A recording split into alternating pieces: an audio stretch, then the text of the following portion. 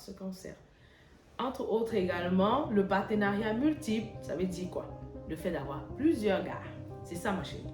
Quand on a plusieurs gars, ça veut dire qu'on augmente les risques de choper des infections et particulièrement le human papilloma virus. C'est le virus responsable du cancer du col. Donc lui, il se transmet sexuellement. Donc de la même façon qu'on va... Dépistage du cancer du col de l'utérus. Alors maintenant, on va parler du dépistage du cancer du col de l'utérus qui est un moyen de dépistage. En fait, c'était comme son nom le dit, c'est un moyen de prévention du cancer du col de l'utérus. Il consiste à rechercher précocement les lésions qui dans le futur pourront devenir cancer. Ça veut dire qu'en fait, si au décours d'un dépistage, on vous dit voilà, il y a une lésion précancéreuse, il ne faut pas avoir peur. Il ne faut pas penser que tu as déjà le cancer. C'est vrai que la connotation d'avoir déjà prononcé précancer, ça sonne mal dans l'oreille. Mais c'est bien parce que on sait qu'il y a une lésion et on peut la prendre en charge. En fait, c'est très important parce qu'en fait, aujourd'hui, c'est difficile de voir ou bien c'est désagréable de se rendre compte que quelqu'un puisse encore avoir un cancer du col avancé. Parce que le cancer du col est le cancer de la jeune femme. Le cancer du col apparaît généralement autour de la trentaine d'années. C'est-à-dire que facilement, à peine tu fais ta vie, à peine tu as 1 ou 2 enfants, voilà, un matin, tu as le cancer du col. C'est pas bien. Or, c'est un cancer qui prend environ une dizaine d'années pour s'installer. Donc, normalement, on ne devrait pas arriver au cancer du col aujourd'hui. Parce qu'il y a plusieurs moyens de dépistage dans la nature, dans le monde entier. C'est vrai qu'en Europe, c'est plus organisé, spontanément, quand on a enregistré, du fait que on connaisse ta date de naissance, tu as l'information que tu dois faire ton dépistage. Que ce soit dans ton message téléphonique, que ce soit dans ton adresse email, que ce soit dans ta boîte postale, tu auras l'information qu'il faut aller faire ton dépistage. Donc, indirectement, tu seras sensibilisé pour le faire. Mais ce n'est pas une obligation, ça reste toujours une proposition pour la prévention de la santé. Donc, dans notre milieu aussi, de plus en plus, on sensibilise parce que ça fait beaucoup de dégâts autour de nous. Le cancer du col ne s'installe pas un matin on se lève pas, on dit qu'on a le cancer du col, non. Certainement, c'est quelque chose qui s'est passé pendant des années et comme on n'a pas pris soin on n'était pas faire un bilan de santé, on n'est pas suivi par un gynécologue, directement, on est surpris par des lésions qui apparaissent déjà aujourd'hui. Donc, c'est vrai qu'il y a beaucoup d'autres facteurs aussi, hein, c'est pas particulièrement quelque chose de mystique ou quelque chose on a lancé, non, non, non. Il y a des choses qui peuvent aussi contribuer à faire à ce qu'une femme facilement ait un cancer du col plus tôt. Entre autres, on peut citer par exemple le tabagisme, donc les macos, là, la cigarette, on fume tout le temps, on fume en désordre et tout, ça fragilise la santé et facilement on peut faire le cancer du col. Les infections à répétition, infections sexuellement transmissibles notamment, chlamydia et gonocoque et tout le reste, ils font aussi à ce que le col devienne fragile et facilement se transforme en cancer. Donc ça veut dire que si on a eu des infections dans le passé et qu'on n'a pas traité, à récidive, ça fait une inflammation chronique du col et à la longue, le col aussi, il devient cancéreux. Le VIH, SIDA, particulièrement aussi aujourd'hui, c'est lui aussi qui fait que la prévalence du cancer du col soit de plus en plus élevée dans notre pays parce qu'avec l'infection du VIH, avec l'infection, le fait qu'on ne prenne pas soin, on ne fasse pas des dépistages routiniers, ça fait à ce qu'on puisse aussi avoir ce cancer. Entre autres également, le partenariat multiple, ça veut dire quoi? Le fait d'avoir plusieurs gars. C'est ça ma chérie. Quand on a plusieurs gars, ça veut dire qu'on augmente les risques de choper des infections et particulièrement le human papilloma virus. C'est le virus responsable du cancer du col. Donc lui, il se transmet sexuellement. Donc de la même façon qu'on va se transmettre le chlamydia, on va se transmettre. Lui aussi, le virus, il passe. Lui, il entre quand il arrive sur le col, il n'a pas de problème, il ne te fait pas mal, il ne va pas te faire des trucs sur le champ. Il va rester tranquille dans le col. Il va prendre tout son temps pour transformer tes cellules du col et facilement dans le futur, tu feras cancer du col. Donc, c'est pour ça que le dépistage du cancer du col aujourd'hui demande à ce qu'on recherche la présence de ce virus-là dans le dépistage. Donc, le dépistage va consister en quoi exactement? Déjà, c'est pour ça que j'ai dit, il faut toujours avoir un suivi de gynécologue. Normalement, toute femme en activité sexuelle doit avoir un suivi de gynécologue, minimum au moins une fois par an.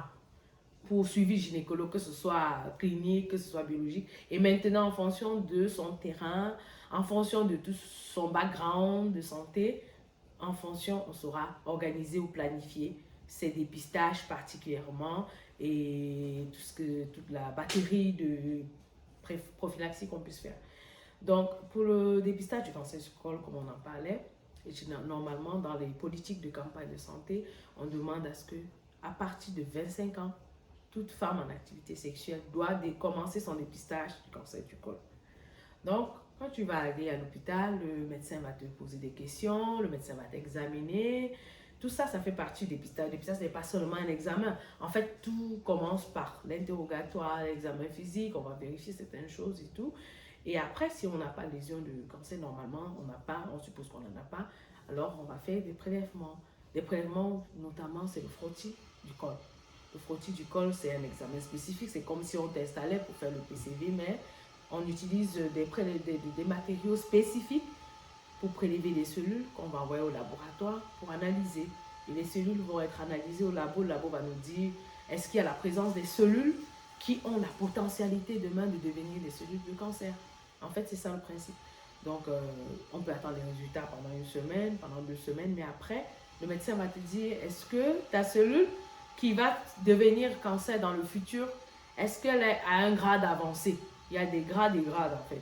Il y a des petits grades au début, des cellules qui sont déjà transformées un peu, mais qui peuvent regresser dans ton immunité. Si tu n'as pas, par exemple, une immunodépression, comme je disais, comme le VIH, si tu ne fumes pas, si tu ne fais pas les corticoïdes au long cours, c'est-à-dire que, par exemple, des corticoïdes qu'on utilise pour se décaper pour certains, ou bien des gens qui utilisent peut-être pour certaines maladies, quand on n'utilise pas des médicaments qui nous dépriment en fait, on peut avoir la chance d'éliminer ce virus naturellement après quelques années.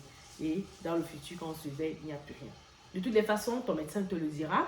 Il te dira à quelle fréquence vous allez vous voir, comment est-ce qu'il faut surveiller et tout. Sinon, idéalement, si au premier prélèvement à 25 ans, ton test il est négatif, ton frottis est négatif, ça veut dire que tu n'as pas de cellules précancéreuses, c'est bon, il te revoit la deuxième fois dans l'année qui suit. Donc l'année prochaine, il te revoit, il refait le même check-up, il vérifie et tout, et il refait ton frottis encore une fois de plus. Et quand il refait le frottis avec la recherche de ce virus, il n'y a rien, tout est normal et tout. Alors, pour toi ma chérie, on peut te surveiller après 5 ans. Après 5 ans maintenant, on va regarder, bon voilà, tu n'as pas de soucis de santé, bon voilà. Sauf si tu as un problème particulier, tu reviens. Mais si ça concerne le frottis dépistage, il n'y a pas de souci, on peut te permettre de revenir après 5 ans. Pour le frottis spécialement. Et si tu n'es pas immunodéprimé, ça veut dire que tu n'as pas le VIH-Sida par exemple.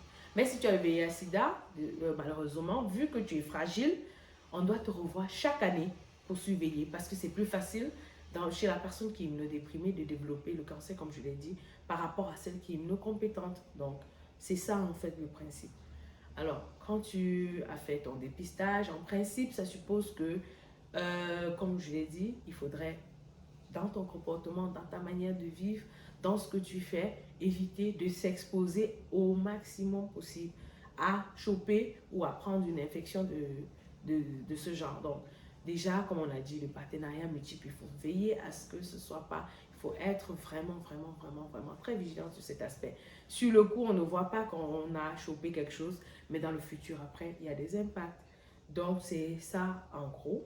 Mais après 30 ans, on rapproche la surveillance. On rapproche la surveillance à 3 ans, tous les 3 ans, jusqu'à 65 ans.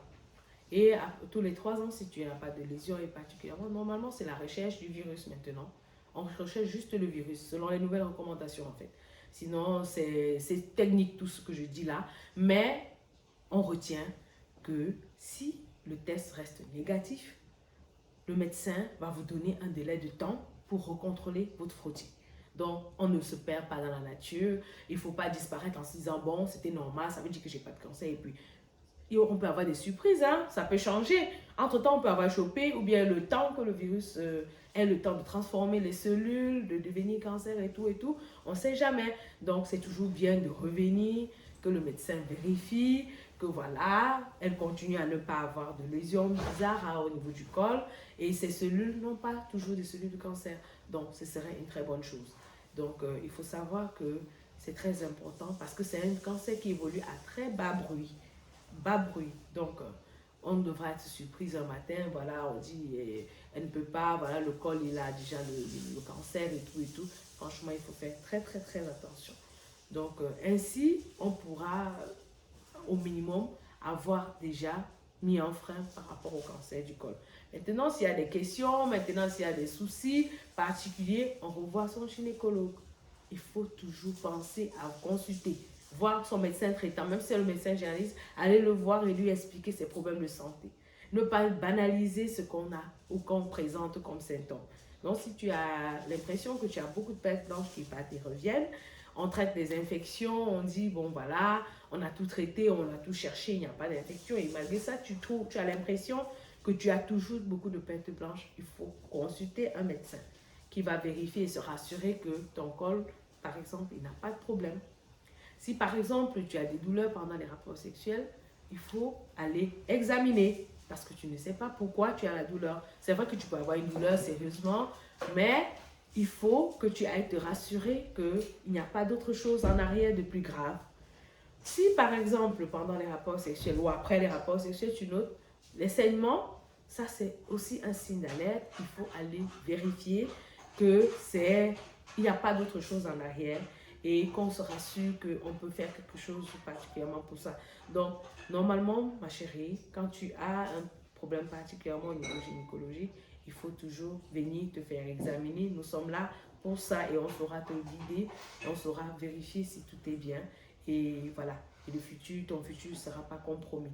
Parce que ce serait difficile, ce serait vraiment, ça nous ferait très mal de réaliser que voilà, tu es à un stade terminal du cancer du col alors que tu as un jeune âge, tu n'as pas encore eu d'enfant, tu avais un projet de faire des enfants, ou bien tu es enceinte, c'est pendant ta visite de grossesse qu'on constate que tu as un cancer du col et parfois on est obligé, parfois selon ton état de santé ou bien selon la situation, parfois on est amené d'interrompre même la grossesse parce que voilà, le cancer il est très avancé et puis il faut te sauver. Donc il faut faire très très très attention. Merci.